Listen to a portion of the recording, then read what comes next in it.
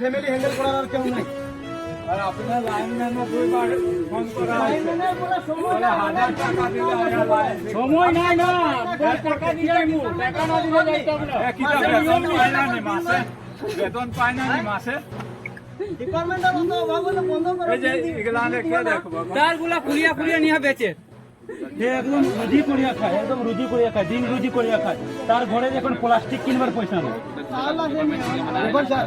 গরিব মানুষ আছে, আমরা এখানে যাইয়া তোমার অফিসেও কিছু করতে পারতাম না, তোমার উপরে নির্ভর করতে হচ্ছে। আপনিও একটা এখন নতুন আইয়া ঢুকছেন কইছো, আপনারও আমরা নমস্কার জানাই, কিন্তু আপনি এটার উপরে গুরুত্ব দিয়ে ধরে হইতো না।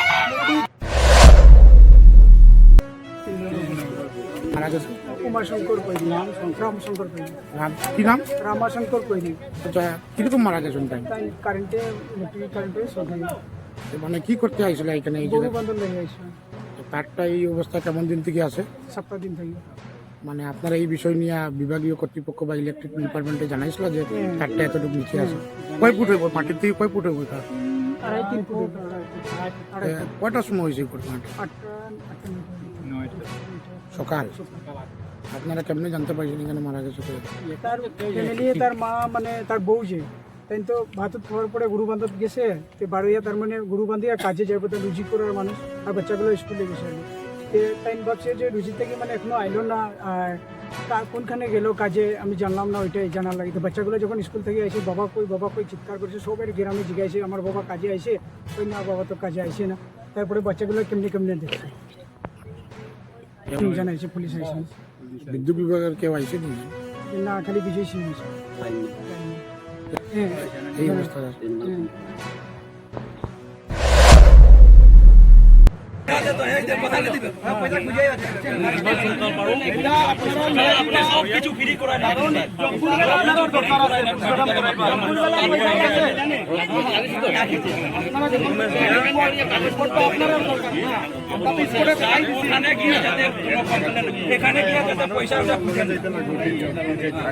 পয়সা কেমনে খুঁজবার?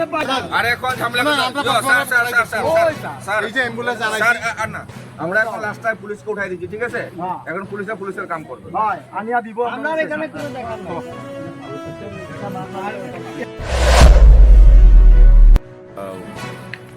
যদিও এটা খুব মর্মান্তিক, আর আমাদের আজকের কামরাঙ্গা পার্ট 3 এই ঘটনা, আর শুধু এই যে প্রত্যন্ত অঞ্চল বা বাগান অঞ্চল বা বস্তি অঞ্চল শুধু না, আপনি দেখতে যাবা তো সম্পূর্ণ বাগান এলাকাতে লক্ষ্মীপুরের ম্যাক্সিমাম এরিয়াতে এইভাবেই বিপন্নজনক তার এবং ওয়্যার মাটির সংলগ্ন। কিন্তু অনেকবার বিভাগীয় পক্ষকে কমপ্লেন করার পরেও ওরা কোনো ইয়ে করে না। এর জন্য আজকে এই ঘটনা, আর এই ঘটনায় কিন্তু আজকে আমরা খবর পেয়ে এসেছি। আমরা বিভাগীয় রক্ষণমন্যতার জন্য আমরা ধিক্কার জানাই, এবং আমরা যদি এই ফ্যামিলিকে যদি কম্পেনসেশন না দেওয়া হয়, তত পর্যন্ত আমরা কিন্তু এই লাশ আমরা উঠাইতে দিব না। আমাদের তার ক্ষতিপূরণ লাগে, কারণ এই গরিব নিরহ শ্রমিক চাষি, ছোট ছোট বাচ্চা আছে, 3-4টা, এই যে বাচ্চাগুলো দেখি বাবু, একমাত্র উপার্জনকারী ব্যক্তি একমাত্র উপার্জনকারী ব্যক্তি রামশঙ্কর কৈরি। কিন্তু উনি আজকে বিদ্যুতে যে স্পষ্ট হয়ে যে প্রাণ গেছে, এই প্রাণের আজকে ভরপাই কে করবে? আজকে এই 3টা বাচ্চার একটা বিধবা মেয়ের আজকে কে ভরণ পোষণ করবে? তো বিভাগীয় কর্তৃপক্ষ যদি আমাদের এইকে যদি কোনো কম্পেনসেশন না দেয়, আমরা এই এত দূর এলাকায় আমরা এই লাশ উঠে দেব না। তাই আমাদের। আচ্ছা, আপনারা কিভাবে এই ঘটনাটা ঘটছে? এই তো মানুষের অনেকবার কমপ্লেন করার পরেও তারা কিন্তু কোনো ধরনের এইখানে বিদ্যুৎকে ঠিক করার কোনো ধরনের মানে সাই দেয় এর জন্য এটা ঘটনাটা ঘটছে। বিভাগীয় ভুলের জন্য, শুধু এই এরিয়াত না, আরো ভুল আছে। আরো লক্ষ্মীপুরের অনেক বস্তি এরিয়া, বাগান এরিয়ার মানুষ যদি বিভাগীয় যদি এখনো সাবধান না হয়, তো অনেক মানুষের প্রাণ যাবে। আপনি নিজেও দেখতে পাচ্ছেন, কিন্তু এখনো তো এখান থেকে মোটামুটি 3.5-4 ফুট, যেটা মানুষের মানে যে ছোঁয়া পাওয়ার একটা উপযুক্ত মানে এখানে ওইভাবে উচ্চ রাখা নেই।